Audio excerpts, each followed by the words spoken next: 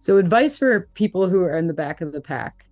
I'd say number one is it's normal to feel nervous. It's also normal to feel like insecure about being slow. I've been in cross country. Well, I did cross country in high school and it was like a huge group of maybe like 200 kids on the team and I was like almost always last. So I've always felt kind of insecure and you just feel like, oh, there's something I'm doing wrong. But I think like the key is to remind yourself like you've made the decision. Why are you running marathon?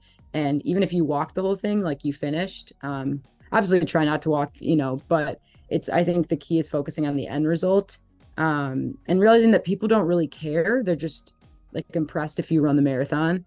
And yeah, so just be like proud of yourself. I know it's like not, doesn't always come naturally.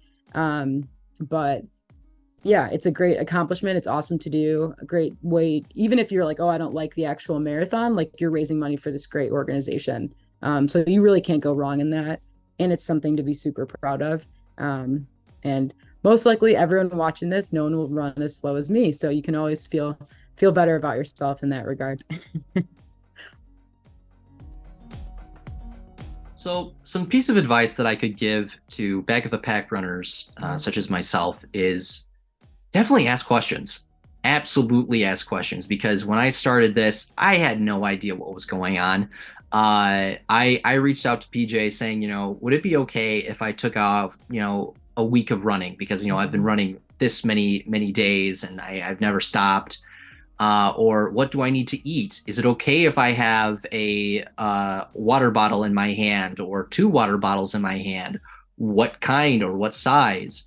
Ask as many questions as you want because if this is your first time, you are probably going to have a lot of questions. And asking experienced runners who have done it before, they'll put you at ease because you the only thing that you want to do on the day of the marathon is to do it.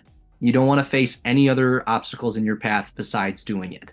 And that's what I definitely recommend is to ask questions. And that's just number one. Number two is that if you feel like you need to walk a bit, that's okay. You can definitely do that. And what I definitely encourage is that when you see the aid stations or when you see people passing out water, just walk off to the side, grab it, take a moment, walk a little bit. If you're still running with the person that besides you, or if they run up ahead of you, that's okay. Just take a moment, take some time, still move your body because if you stop, that's when cramping happens. You don't want to stop moving. Keep moving just a little bit, even if it's slowing down, and just keep going. And then pick up the pace. And then you'll know that you'll feel a little bit better because you got that little rejuvenation, little pit stop, which I feel like everyone needs. And then definitely last but certainly not least is be okay with the pace that you have. Sure, people are going to be running ahead of you. It's not a race. This is you. This is your journey. You spent 16, 18 weeks. I've said this probably a million times now. I've beaten that dead horse, but that's okay. You have spent how much time, how many hours, how much, footsteps on your Fitbit or on your Apple Watch telling you that you have reached, record-breaking levels for you that you haven't done in the past. Be proud of that. You spent the time. So just because someone's ahead of you or, you can't find certain someone in the crowd, keep going. Don't stop. Always keep moving forward. That's what Walt Disney said.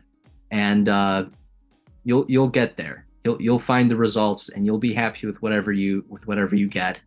And next year you'll be like, let's do it again.